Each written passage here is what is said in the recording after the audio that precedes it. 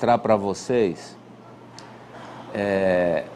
a questão do STF e a manchete da Najlari e a descriminalização do porte de maconha para consumo. Se vai ser... o Supremo vota hoje. Olha aí, Ari. O STF decide se portar maconha para consumo pessoal deve ser considerado crime ou não. Solange Souza. O Supremo Tribunal Federal deve retomar hoje o julgamento que discute se é crime o porte de drogas para consumo pessoal no Brasil. A análise foi suspensa há mais de 7 anos. E existe a expectativa de que, se a posse for liberada, os ministros determinem quais critérios podem diferenciar usuários de traficantes. Os ministros julgam a constitucionalidade do artigo 28 da chamada Lei de Drogas, que considera crime guardar, transportar entorpecentes para o consumo pessoal. Hoje, embora seja crime, o porte de drogas para o consumo próprio não leva o acusado para a prisão. O debate no Supremo ocorre tendo como base um recurso apresentado em 2011, depois do flagrante de um homem que portava 3 gramas de maconha dentro de um centro de detenção provisória em São Paulo. Cada país tem o próprio modelo regulatório em relação a drogas. Em Portugal, a posse de drogas não é crime, mas um ato ilícito. O tráfico, sim, é considerado crime. A posse de até 25 gramas de maconha é considerada posse para o consumo, assim como o cultivo de até 6 plantas fêmeas. Na Argentina, houve uma decisão da Justiça que determina que a posse de drogas para uso pessoal não é crime, mas há regras que diferenciam produtores, distribuidores e comerciantes dos consumidores. No Uruguai, toda a cadeia da maconha é legalizada. Produção, distribuição, comercialização e posse para uso pessoal são permitidos e regulados. No Uruguai, é preciso ter uma licença para cada atividade. O consumidor também precisa ser cadastrado e pode comprar maconha na farmácia. Na Espanha, existem clubes e os membros pagam uma taxa mensal para consumir maconha. Os clubes são registrados como pessoas jurídicas, inscritas como associações. Na Holanda, o uso e o tráfico de maconha ainda é considerado crime, mas na prática não há penalização. Nos Estados Unidos, as regras variam de acordo com o estado. As mudanças podem acontecer através de leis aprovadas pelo legislativo do país, como o Uruguai, decisões da Justiça, como na Argentina, ou referendos sobre o uso da maconha. Aí é polêmica para toneladas de discussão. Eu não sei nem com quem é que eu começo a abordar esse tema aí, viu? Quero ouvi-los, ouvi-las. Quer que eu comece? Comece, Apoliana Oliveira. Vai lá, corajosa. Que é mais sorridente. Vai lá, corajosa. É a mesma questão, Amadeu, do que a gente estava discutindo ontem aqui sobre a câmera do policial. Que se resume, às vezes, a questão da segurança pública a coisas muito simplistas. Eu não acho que o porte da maconha para o uso pessoal seja o grande problema do Brasil com relação ao uso de drogas. A gente tem, na verdade, de ter políticas para tratar o problema das drogas como saúde pública. É um problema de saúde pública no nosso Brasil, principalmente quando a gente fala de outras drogas potencialmente mais viciantes, como, por exemplo, o crack, que a gente está vendo a tragédia que está acontecendo no Brasil, o próprio álcool. Então, cigarro, vape. O problema muito maior do Brasil é combater o tráfico de drogas. E, inclusive, em algumas sociedades, em alguns países, essa questão, como a gente já viu, do consumo, ela inibe o tráfico de certa maneira. Então, não é uma questão simplista. Eu não sou contra o porte de maconha para consumo pessoal. Pelo contrário, eu acho que o Brasil precisa discutir a política antidroga de outra forma. Tá, deixa eu só, eu vou passar aqui para a Kátia, Cíntia, Ari, mas deixa eu botar aqui o pleno. Deixa eu só dizer, Apoliana, que eu devia ter dito isso antes de você opinar. Do ponto de vista da sociedade, essa causa já está vencida. Se você perguntar, fizer uma enquete, uma pesquisa, é pau, não, é zero. Se é drogado, é zero, acabou. Ele não pode andar nem com cheiro de qualquer coisa de droga, é cacete, é preso. Manda para cadeira elétrica se andar com droga.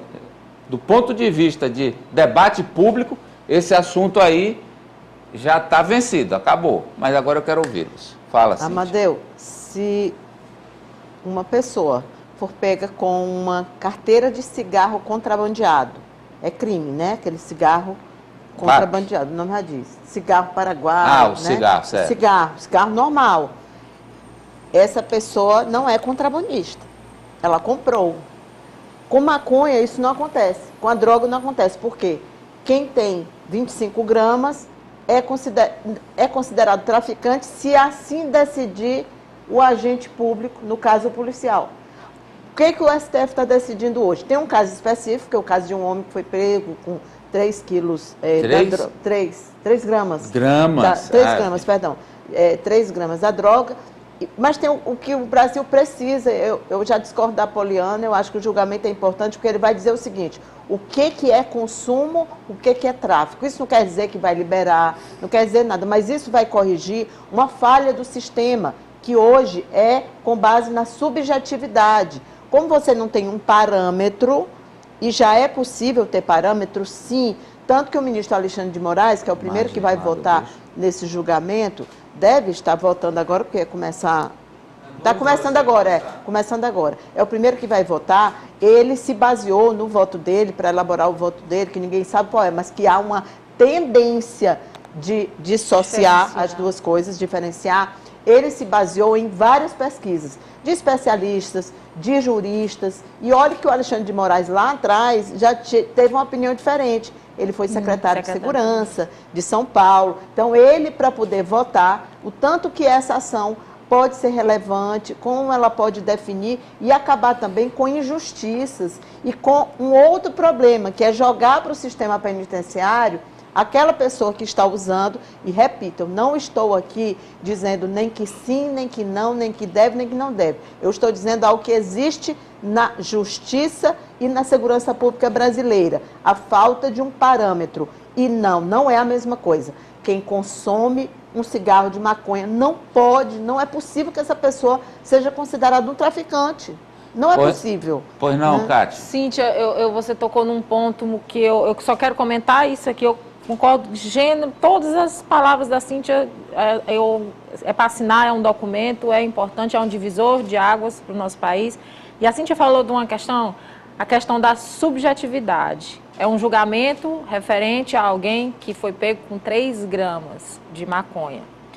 Ser pego com 3 gramas de maconha por um policial num baile de reggae da periferia de Teresina e com 3 gramas de maconha... E se for negro, numa boate chique e etc., da zona nobre da cidade, são duas coisas totalmente diferentes, baseadas exatamente nessa subjetividade que a Cíntia falou agora, que hoje, aí no decorrer desse julgamento, a gente espera que o STF acabe, e aí teremos um parâmetro, e aí sim um impacto social realmente muito importante, e o debate vai continuar, né?